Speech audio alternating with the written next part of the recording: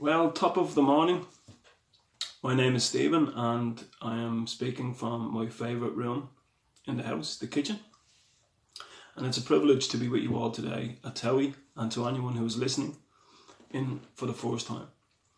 I want to take a moment to share a little bit about my life and how the love of God reached me. And I'm actually married to Aisling, my beautiful wife, and I've got 4 beautiful children. Aaron, Lauren, Caleb and Ruth Ann. But life wasn't always like it is today. I was born one of 10 children in a block of flats in Dublin. And I have great memories growing up there as a child, and my mother and father were fantastic parents. But stuff that happened to me along the way as a young man led me by the time I was 13 to want to take my own life. And I became very, very suicidal. I used to rob tablets from my grand's kitchen, my mum's kitchen. And I was just so depressed that I just felt there was no other way but to end life at such a young age.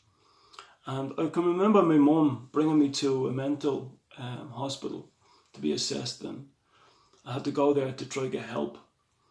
And this led me to just turn on the very people that I loved, because I felt I was being rejected. I needed somebody to blame for what was going on around me, and I couldn't put words to what was going on. And the easiest people to blame really were those that I loved the most. And I turned on my parents and I turned on everyone else around me, until eventually it led me to living on the streets from the age of 15 onwards. Eventually I ended up turning to heroin addiction. And I can remember heroin, it promised me so much, and yet it gave me so little. It stripped me of everything, every ounce of dignity, if I had any left in me as it was. But heroin addiction brought so much shame, so much guilt into my life, because in order to feed this addiction, I had to hurt so many people. And eventually it led me to jail, and being in jail I realised it wasn't the life that I wanted, and I just wanted to take my own life in jail. Especially I was in need of so many medications by this time. And I ended up living in a park in Dublin. I used to sleep under this tree. They used to have a nickname for me called the Campfire Man. I used to light fires at night to keep myself warm. But every day I would leave there and hide away from the people that knew me, and I'd walk up to Euston train station a few miles away, and I would sit down outside this train station, or sometimes stand up, and I would beg all day, and I would earn a lot of money, and this money would just increase and feed this addictive lifestyle that I had. And I remember at the age of about 21 years of age, I was so low. I remember hiding in the bushes across my mum's house, looking through the bushes into the window of the house, wishing that I could just be there with my family, hoping that one day I could just be there. But I knew the way my life was, that this was never going to happen. And I wanted to end my life this particular night for good. And I remember walking down my mother's street, and this church I just walked into by chance.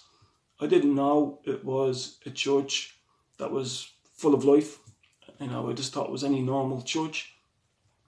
And the night I walked in, they were having what they call a prayer week in this particular church. What that means is, one night they were praying for the pastor and the elders. Another night they would pray for the youth leaders and the workers. But the night I actually walked in, they were praying for Teen Challenge, which is a drug and alcohol outreach work that was going on. And I remember the prayer. They were saying, God, send in the broken, send in the prostitutes, send in the hurting. And as they were praying that prayer, I was actually walking through those doors. And I remember a lady called Eileen Coors, and she came up to me and she spoke to me about how much God, my Father, loved me. It just seemed quite insane. But I knew by looking in her eyes that this lady really believed this. Well, eventually I ended up going to Teen Challenge in Wales, from Dublin to Wales, which is a Christian organisation who helps people with addictions. And it was in Teen Challenge where I met Jesus Christ. God, the Father, reached me in my despair.